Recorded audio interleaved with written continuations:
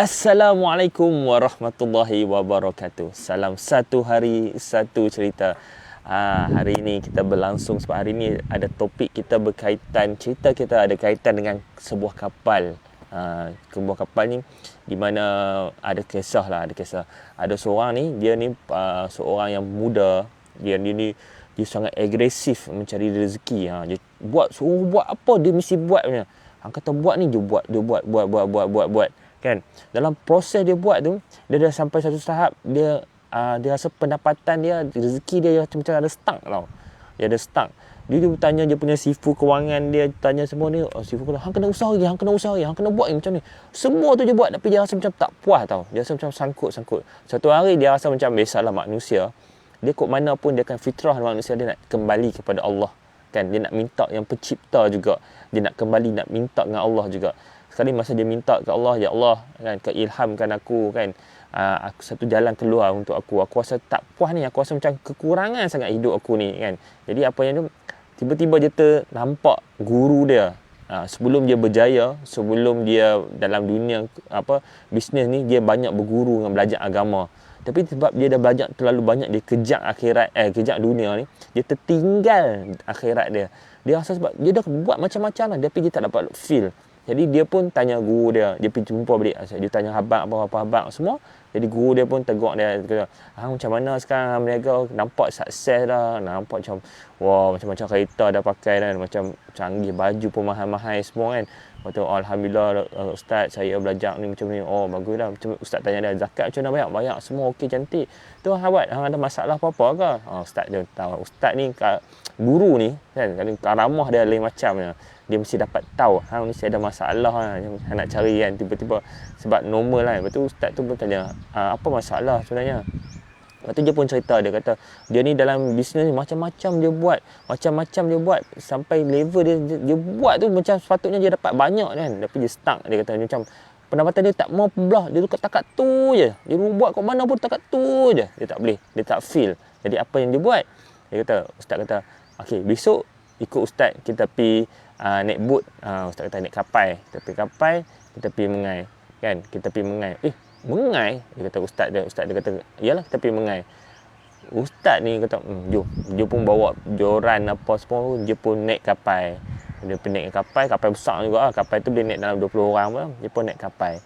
Bila dia naik kapal, dia pun jalan kapal sampai tengah laut, kan. Tiba-tiba ustaz tu kata, okey, buang sauh. Dia buang sauh, kan.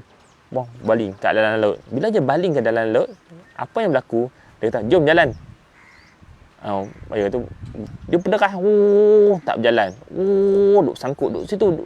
Enjin tu duk tapi tak berjalan. Dia duk memusing kat situ. Jadi apa tujuan ni ustaz? Apa ustaz buat macam ni ustaz? Kita nak pergi Mengai apa ustaz suruh kat ni? Nak Mengai kat sini ke apa? Tu ustaz jalan bila nak Mengai buat pening kan ustaz? Tu ustaz tu kata, macam itulah diri kita. Kalau kita dia kata ustaz tu terus tegur dia. Dalam diri kita, di saat hang berjumpa dengan ramai orang, hang ada satu sikap dalam hati hang dendam dengan orang. Hang dendam dengan tak kisahlah keluarga hang ke, hang dendam dengan klien hang reject hang tu ke. Hang dendam, hang ada satu perasaan yang hang tak puas hati dengan orang tu. Itulah menyebabkan rezeki hang tersekat. Sebab apa? Sebab bayangkan, benda yang tu hang tak release, hang tak lepaskan. Ustaz tu tegur dia, kan. Benda-benda yang nampak kecil-kecil ni, kalau kita simpan dalam hati, macam itulah rezeki kita. Dan tu kita takkan rasa puasnya hidup kita. Kita takkan rasa macam tak cukupnya, macam tak sebab tak kena, sebab kita simpan benda-benda yang patutnya kita dah release. Contoh, orang tu dengki kat kita dulu masa kita sebelum berjaya, orang tu kita pergi promote kat dia tak mau, kita pergi promote, abang ambil takaful bang, abang kita buat quotation apa sampai nak final, nak buat payment, tiba-tiba dia belah, kan. Kita ada simpan hati, kan, kita dia ni main-main kat aku lah, dia perkenal kat aku je. Tak. Apa yang boleh kita kena release, kan, benda tu. Sebab apa? Sebab kita tak tahu, kan, mungkin orang tu ada masalah kewangan ke, ada isu apa-apa ke. Jadi kalau kita releasekan benda tu, insya-Allah, kan, ibaratnya kita tak letakkan satu beban, kita sangkutkan sampai dalam laut tu, bot kita tetap pergi mana? Bot tu ibaratnya pendapatan kerja kita untuk kita dapatkan rezeki. Macam tu dia juga. Apa pun juga kita buat, Kadang-kadang kita rasa macam, apalah aku kerja ni, kan? Sebenarnya kita dengki ke orang, ada busuk-busuk hati yang terlekat dalam hati kita, tu yang menyebabkan sangkutnya perjalanan kita mencari rezeki. Rezeki Allah ni luas. Sebenarnya kita boleh dapat rezeki kawan yang baik, rezeki ilmu, rezeki rezeki adik-beradik yang baik, kesihatan, rezeki, macam-macam jenis rezeki kita ada. Tapi kalau kita simpan benda tu yang buruk-buruk dalam hati kita, kita tak puas hati kat orang tu, kita bawa naik atas kapal ke, macam tu lah lalu kita sangkut, but kita tak boleh pergi mana-mana, but kita sangkut. Macam tu lah kapal tu sangkut sebab apa? Sebab bila ustaz tu tunjuk depan mata je dapat betul feel. Orang tadi kata, brother tadi kata, rupanya betul lah aku tak puas hati dekat aku punya leader kan.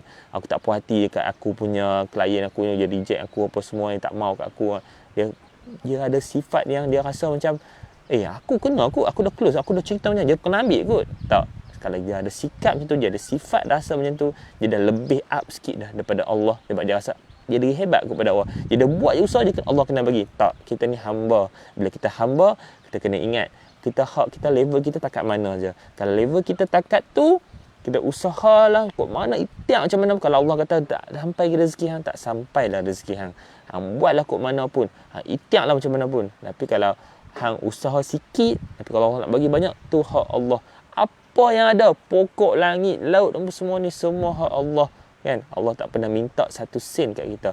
Allah punya minta kita declare dia. Declare dia sebagai Allah, sebagai pencipta kita. Allah ni sampai satu tahap ni dia suka kat hamba-hamba dia yang berdoa tak nampak, kan? Ada hadis mahfum dia kata macam ya Allah, ada hamba-Mu sedang minta malaikat abad ke Allah. Dia minta apa? Dia tahu ke aku ada, dia minta sebab apa? Dia nampak ke aku? Tak nampak. Dia minta apa? Sebab apa? Dia nak syurga. Dia nampak ke syurga? Semua tu Allah kata Allah akan bagi syurga kat saya. Dia tak pernah nampak, tapi dia betul-betul yakin dan harap kat aku, Allah akan bagi. Macam itulah hidup kita. Kalau kita berharap, gantung harap kita lebih besar kat Allah, banyakkan kat Allah, insya-Allah apa pun halangan kat dunia ni, takkan ada halangan besar bagi kita tu kecil je, kan? Teruk kita biasa saja, kan? Susah kita rasa senang je. Sebab apa? Sebab kita tahu Allah takkan uji kita kalau kita tak mampu buat. Allah tak uji kita atas kemampuan kita. Tapi kita kena keep belajarlah, tambah ilmu, perbaiki ilmu, bagi bla bla bla, macam tu kehidupan kita. Gitulah dalam hidup kita, kita kena ada penambah baikkan dalam hidup kita. Sikit pun tak apa. InsyaAllah kalau kita tambah baik dalam hidup kita, kita akan dapat kebaikan. Bertambah kebaikan. Hidup ni kita tak ada lain, tak ada tak bukan, hanya nak dapat redha Allah.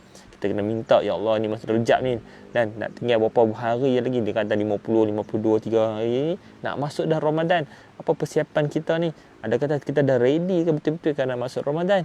Ini siapa yang berpuasa, alhamdulillah, teruskan berpuasa. Belajar diri kita berpuasa sekarang, tanam hasil dulu supaya jadi pokok bulan Ramadan kita boleh petik hasil dia. Macam tu hidup kita kena beramal dengan benda yang betul supaya manisnya kita dapat rasa masa Ramadan nanti, insya-Allah. Dan kita berdoa lah, ya Allah, masukkanlah aku, ya Allah, ke dalam bulan Ramadan nanti dah, redhalah aku di bulan Rejab dan Syaban ni, ya Allah. Masukkanlah aku ke dalam bulan Ramadan. Ramai orang kita tengok, hatta ahli-ahli ulama pun ada yang tak sempat juga yang masuk ke dalam Ramadan. Mereka pun minta bersungguh-sungguh untuk nak masuk bulan Ramadan. Mintalah kalau Allah nak tarik nyawa aku, ya Allah, tariklah nyawa aku di bulan Ramadan, sebaik-baik bulan, ya Allah, sebaik-baik hari di hari Jumaat, ya Allah. Mintalah, kan? Minta. Allah nak bagi. Biarlah kita mati dengan husnul khatimah. Biarlah orang tak kenal kita kat dunia ni, tak apa, tapi Allah kenal kita kat akhirat nanti. Biar Allah kenal, malaikat-malaikat kenal kita cukup, yang tu sehabis-habis cukup. Kita minta Allah sebelum kita mati, kita boleh selesaikan segala amanah-amanah, selesaikan segala hutang-hutang kita kat dunia ni apa semua, supaya kita balik ke Allah. Kita tak bawa benda-benda dunia ni, takut esok kita tak boleh nak claim. Duduk sana kita duduk rasa kita dah amal cukup, balik tak ada apa, na'udzubillah. So salam satu hari satu cerita. So hari ni pinjam topi mami bagi pinjam topi. Dia tinggalan kereta, kita pakai topi dia, Ustaz. Okey, wallahu alam. So salam satu hari satu cerita. Ingat, kita dalam hidup kita ni tak ada lainan, tak ada bukan, hanya hidup untuk dapat redha Allah saja. Buatlah kerja apa pun, tapi pastikan saat di mana telinga kita ni dengar kalimah Allah, berhenti saat, settlekan dengan Allah, kan? Allah panggil sebab kita dengar. Kalau kita tak dengar tu cerita lain. kan. Ada kitab-kitab yang kata kalau dengar kena pergi semayang kat tempat yang dengar tu, itu topik lain dah. Tapi nak abang, awal waktu tak boleh kat mana, nak dah tahu normal lah app semua ada kan. Tengok ada waktu nak masuk semayang pukul 1.33, 1.25 dia kita dah pergi ke surau ke, pergi ke tempat nak semayang, ambil semayang siap-siap kan. Masuk waktu semayang sunat tu, belajar semayang sunat juga. Biasakan semayang sunat, sebab esok nak Ramadan, nak semayang tarawih. Tak biasa, tak kerja buat sempoi je, buat 5 waktu juga. So tak ada asam manis. So belajar buat mana dengan benda-benda sunat ni lah kan. Benda-benda sunat ni dia akan memaniskan iman kita tu, insya-Allah. Salam satu hari satu cerita. Salam dari tepi pantai Padang Bengali. Wallahu alam. Assalamualaikum warahmatullahi wabarakatuh.